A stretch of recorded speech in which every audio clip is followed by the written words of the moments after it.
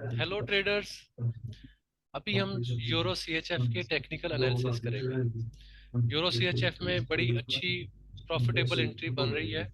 Video को and तक देखिएगा, आपको प्रॉपर ट्रेडिंग की समझ आएगी। Let's start.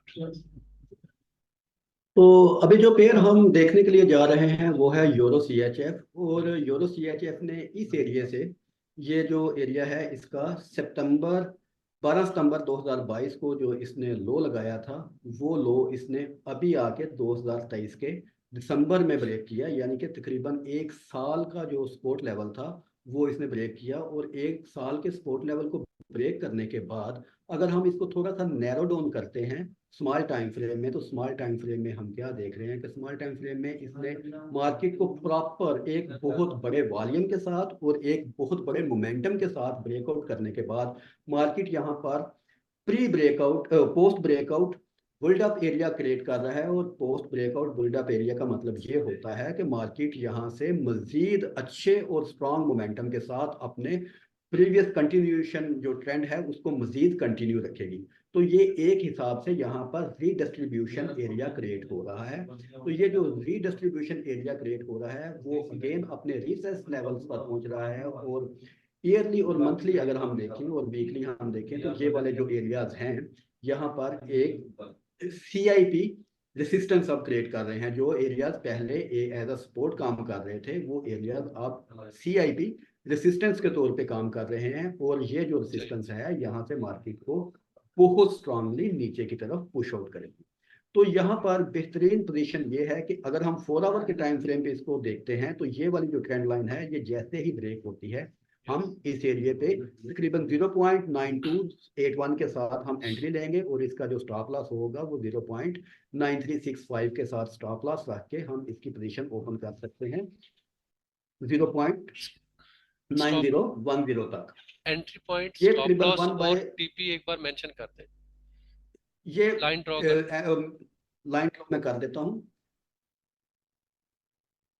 This one, this one. और ये यहाँ पर ट्रेंड लाइन ऑलरेडी ड्रॉ है।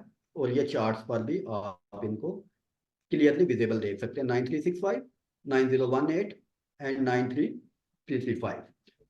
सो ये एरियाज हैं एंट्री टीपी और स्टॉप लॉस के 1/3 रिस्क रिवार्ड रेशियो के साथ। ये एंट्री है H4 पे और ये एंट्री आप लॉन्ग टाइम होल्ड कर सकते हैं। उसके बाद अगर हम शॉर्टर टाइम फ्रेम में इसी एंट्रीज को देखें तो इसी एंट्रीज को हम शॉर्टर टाइम फ्रेम में H1 पे अगर देखें तो हम H1 को इसको मजीद नैरो डाउन करते हैं। और मजीद नैरो डाउन करने के लिए हम इस पे H1 की ट्रेंड लाइन ड्रा करते हैं। और जैसे ही ये ट्रेंड लाइन यहाँ से ब्रेक होके CIP क्रिएट करती है, ब्रेकआउट होके यहाँ से एक रिट्रेसमेंट लेती है और उसके बाद जब ये लाइन नीचे आती है ऑलमोस्ट अगेन इसी एरिया पर ये लाइन नीचे आती है, ये जो एंट्री एरिया H1 पे इसका बनेगा 9305। 9305 पे आप इसकी पोजीशन ओपन कर सकते हैं। स्टॉप लॉस इसका सेम ही रहेगा। और इसका जो पहला टीपी होगा वो होगा 9230 का। और ये जो रिस्क रिवार्ड रेशो इसका बनता है 1/3 बनता है।